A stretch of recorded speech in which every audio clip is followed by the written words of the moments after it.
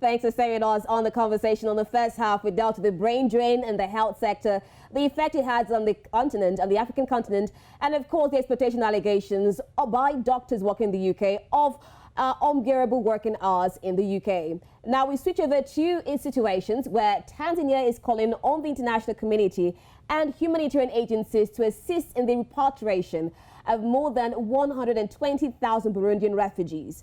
The refugees are currently living in 2 camps in western Tanzania's Kigoma region near the Burundi border.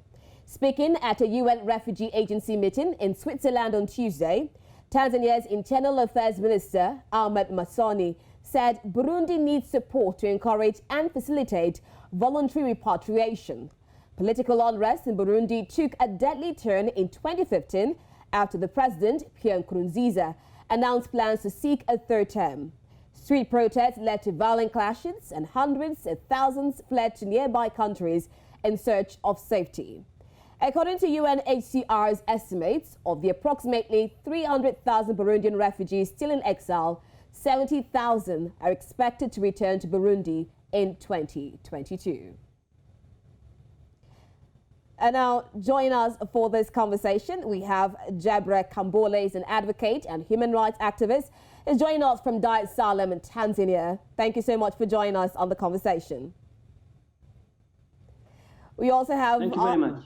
Wonderful. Okay, so while we wait for our second guest to come in, all right, we have joined us also Ali Saleh. He's the Chief Whip, Shadow Cabinet at WAZALENDO Party. Thank you so much, gentlemen, for joining us in the conversation. Can you hear me? All right, so I'll begin with you, Jebra. Now, if we look at situations in Burundi, since its independence in 1962, Burundi has been fraught with violent conflict. What impact has it had on the number of refugees seeking asylum in other countries, for example, Tanzania? It's impacted so much to number of refugees in Tanzania, because every time the number of refugees keep increasing in Tanzania, and we see that there is a lot of challenges when a country, when one country has, or when your neighbor country has a conflict within their country. So we think that the number of refugees that keep increasing in Tanzania, though there are still some effort to repatriate a number of Burundian refugees in Tanzania, but we still have a lot of challenges, especially on the health sector, on the education sector, on food insecurity, and so on. All those are keeping challenge to our country to maintain this number of refugees in Tanzania. Okay, Jebra, in 2006 and 2007, Tanzania granted citizenship to 160,000 Burundian refugees. You talk about this having an effect on Tanzania, a lot of refugees seeking asylum in Tanzania. How would you describe the current relationship between the 2 countries, between Burundi and Tanzania? Actually, the relationship is still okay between Tanzania and the Burundi, and the president of Tanzania and the president of Burundi, a number of times they are meeting, discussing some issues. And last time the president of Burundi was here in Tanzania. So the relationship is still okay. But that's what I was saying previously. We have a good relationship with Burundi, but the challenges we are facing with the number of refugees, as I explained in previous example, in the education sector, where we have the challenge of having refugees from Burundi who want to get education in Tanzania, but also the same people want to go back to Burundi with the challenge how they are going to cope with the environment in Burundi, to see that they are going with the pace of their colleagues in Burundi. So that's still a challenge. So we need to improve to see that how we are going to make sure that though we repatriate them back to their country, but to make sure that they are going to catch up and to be in line with the people they left, to go with the same pace with the previous people in Burundi, so that we make sure that the things run smooth to them as the same as to our country in Tanzania. Okay, Ali, I will stay with the effect of this political instability going on in Burundi and how the many refugees seeking asylum in Tanzania has affected the health and education sector, as Jebra has rightly said. Now, if you look at this, you said, Jebra mentioned the fact that a lot of Tanzanians, a lot of Burundians rather, are in Tanzania, and it's affecting the health and education sector. How has the Tanzanian government been able to handle it? Well, As you say, the number is staggering, but they've been here before, not only this time, but several other times when there have been crises in Burundi.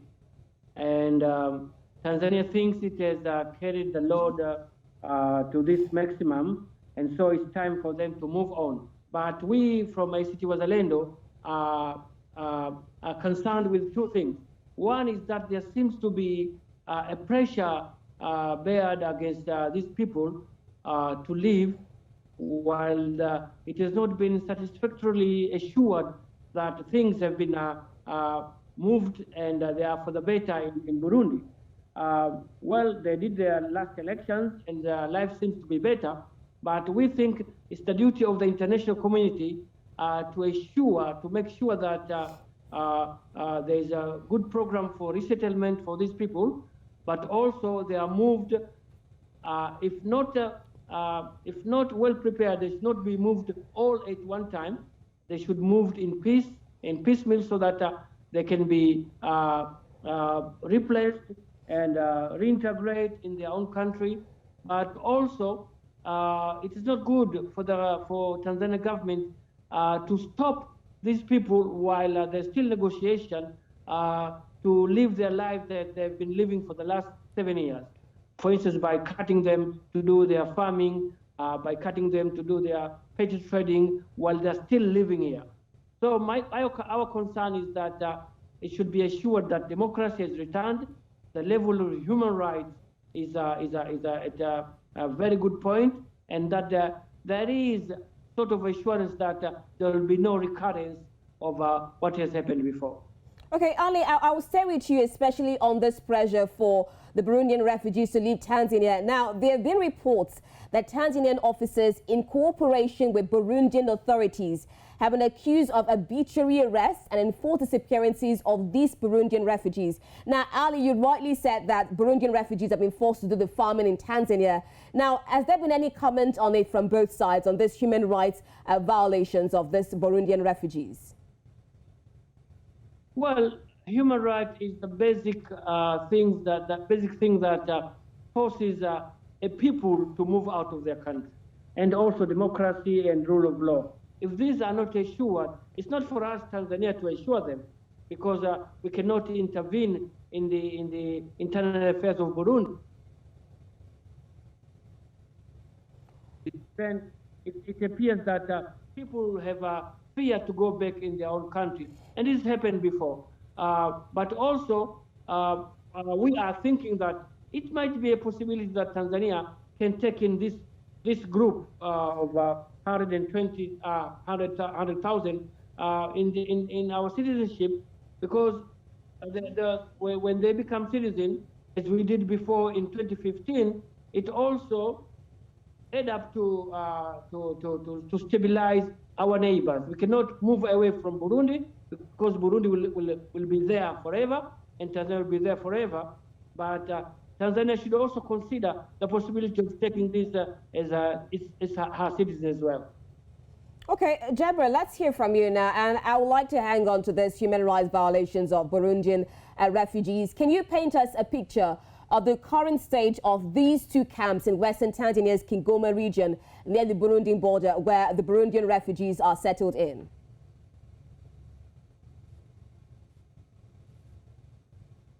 Jebra, can you hear me? Yes, I can hear you now. Okay, can you give us the current state or the current picture of these two camps in western Tanzania's Kigoma border region near the Burundian border, where Burundian refugees are settled in? What exactly is going on in those camps? If you read the report and the others, you will see that there is still some challenges within some camps where refugees are staying, especially the challenge with the human rights situation at the Burundi, at those centers, but also other issues like gender-based violence to women and girls and children. All those things need to be taken care of. If you see that still there are those challenges, especially to take perpetrators and accused people to court to make sure that they are protected, but also to see that these refugees are also human beings. So we still have that challenge as a human rights issues in general in Tanzania.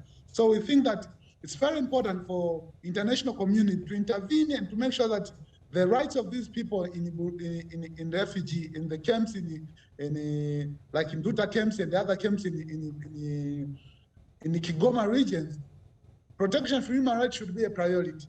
And the voluntariness of these people to go back to Burundi should be the priority. And people need to be educated enough to make sure that they are informed, they make informed consent before they agree to go back to Burundi at exactly what's happening in Burundi and what will be their fate if they go back to Burundi. So those are the things which we think are very important. So human rights violation still a challenge, not only in Kigoma to the people in camp, but human rights in general has been a challenge in Africa, in Tanzania, and especially in Kigoma. Okay, so with these human rights violations going on, Jebra, what is the percentage of refugees willing to return home? Like, do we have a large scale of voluntary reparations? No, my point is they need to be educated on voluntariness. No, Jebra, if you can get me clearly, I'm saying that for these refugees, how many of them are willing to go back to Burundi?